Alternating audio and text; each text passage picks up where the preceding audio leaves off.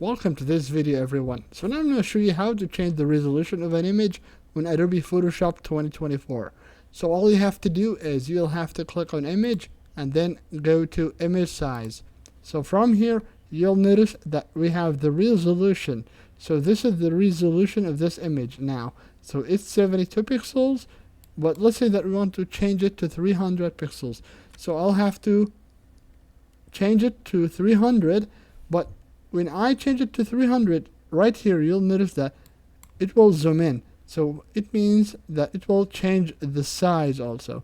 So that's not something we want. So we are going to uncheck resample and then click on OK. So now this image is 300 pixels per inch. And now let's say that we want to change it back to 72.